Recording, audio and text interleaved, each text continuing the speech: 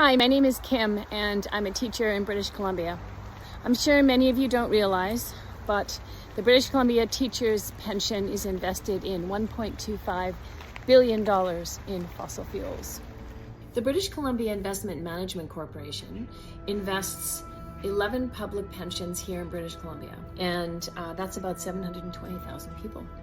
It's a Crown corporation, and they have invested our money in about $8 billion in fossil fuels. Our teachers' pension alone is invested in $1.25 billion in fossil fuels. Some of the companies we're invested in are TC Energy, Coastal GasLink, Trans Mountain Expansion, ExxonMobil, Imperial Oil, Suncor, Enbridge, Total Energies, ConocoPhillips, and many, many more. Fossil fuel extraction is directly connected to colonialism. A new report from Amnesty International traces the year-long campaign of violence, harassment, discrimination, and dispossession against indigenous Wet'suwet'en land defenders, resisting the construction of CGL, Coastal GasLink. That's moving liquefied natural gas through their unceded ancestral territory without their free, prior, and informed consent.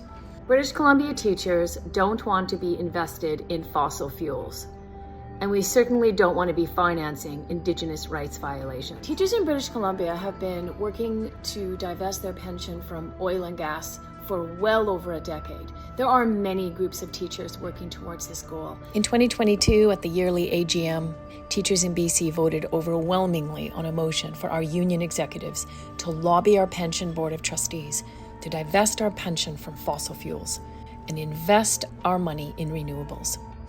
And so, BCTF Pension Board of Trustees, Wet'suwet'en Hereditary Chief Na'Moks, has a message for you. Chief Na'Moks. I'm a hereditary chief of the Wet'suwet'en Nation.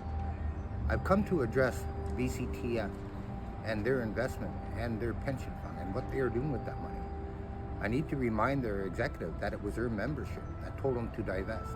And after having been told that, they've not moved on it. When we are talking of billions of dollars of their pension being invested into oil and gas industries such as CGL, then they should listen to their membership, because it is the teachers that are teaching the next generation. What are you going to teach the next generation? That your money is more important than land, air, water, freedoms, democracy. That is not the right way for any union to do it, especially when your membership has directed you.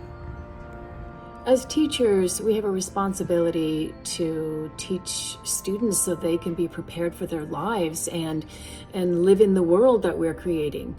And this is completely, wholly hypocritical if we are, through our pension, investing in fossil fuel companies and other companies that are destroying life on Earth and violating Indigenous rights. What kind of world are we creating for our students?